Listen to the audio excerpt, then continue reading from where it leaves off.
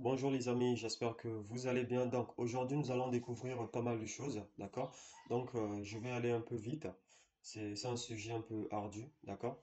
Donc le but en fait c'est avoir une idée générale de ce que c'est Git et GitHub, d'accord? En quoi ça va pouvoir nous aider dans notre travail au quotidien en tant que développeur, d'accord?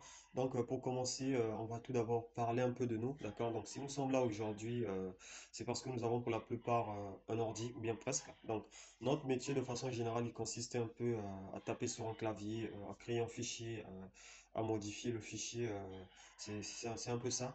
Donc, en tant que travailleur du savoir, ce qu'on fait au quotidien, c'est presque la même chose, d'accord? Donc, on crée un fichier, on sauvegarde le fichier, on l'édite et puis on le sauvegarde à nouveau, d'accord? Donc, peu importe le logiciel sur lequel vous travaillez, peu importe le problème sur lequel que vous rencontrez, c'est un peu la même démarche qu'on utilise la plupart du temps. Donc, on crée le fichier, on modifie et ainsi de suite, d'accord? Donc, si on essaie un peu de voir le temps d'étape d'un fichier, donc on va voir qu'il y a une personne qui a créé un fichier, il y a une personne qui a ajouté un logo, il y a une autre personne qui a modifié, d'accord? Donc, une autre personne qui a ajouté un texte, d'accord? Donc, vous, en fait, vous avez accès uniquement à la dernière version en permanence de votre fichier. Donc, une fois que vous faisiez un CTRL S, il écrase la version précédente pour vous donner, en fait, la dernière version.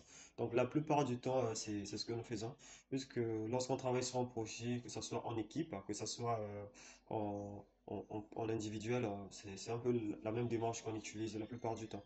Et quelquefois, on l'envoie par mail chez un ami. Mais que lorsqu'on essaie un peu de voir le vrai contexte, c'est pas la meilleure façon de travailler et on a envie de faire un peu mieux. D'accord? Et on a envie d'avoir un workflow, en fait, un outil qui nous dise contexte, le fichier a été modifié, ce qui a été modifié et pourquoi il a été modifié. Donc, si on essaie un peu d'ajouter une petite couche de complexité, d'accord? Donc, on va essayer de voir un peu plusieurs personnes en fait qui ont touché au fichier, d'accord? Donc, les deux personnes travaillant en même temps sur le même fichier, on va répondre à une quatrième question. Qui est-ce qui a fait qui est-ce qui a fait le changement? Nous avons quatre questions dont nous voulons avoir des réponses. Donc, qui a fait le changement? Quand est-ce que ça a été changé? Et pourquoi ça a été changé? Donc, est-ce que vous pouvez avoir du genre une idée sur des outils qui permettent un peu de faire ce travail, d'accord? Donc, il y a plusieurs, euh, plusieurs outils qui permettent de faire cela. Donc, il peut y avoir Google Docs, d'accord, qui permettent un peu de modifier, de créer et de sauvegarder un fichier donc à plus, d'accord, sur le même sur un même fichier, d'accord. Donc nous on va plutôt utiliser des fichiers, des outils grand public, d'accord. Donc vous pouvez, si vous avez une idée sur Dropbox, en fait Dropbox ça fait un peu ce rôle-là, d'accord. Donc ça gère un peu le fait de travailler en plusieurs sur un même document, sur un même fichier, d'accord. Donc pour éviter un peu les conflits des différentes personnes, d'accord.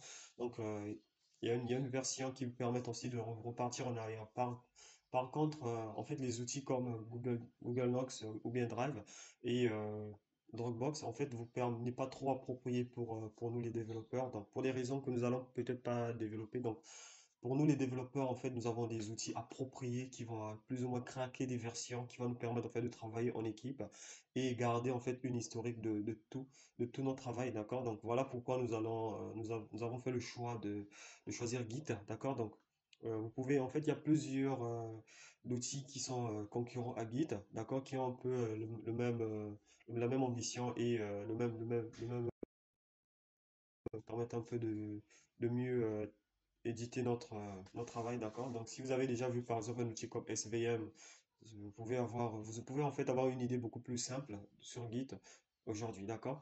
Donc, pour installer Git, c'est plutôt simple, d'accord? Donc, vous allez tout simplement sur votre navigateur, d'accord? Donc là, une fois que vous êtes sur votre navigateur, vous faites une recherche Git, d'accord? Donc il va vous donner la possibilité d'avoir accès donc, à un onglet. Donc là, vous cliquez direct sur Installing Git.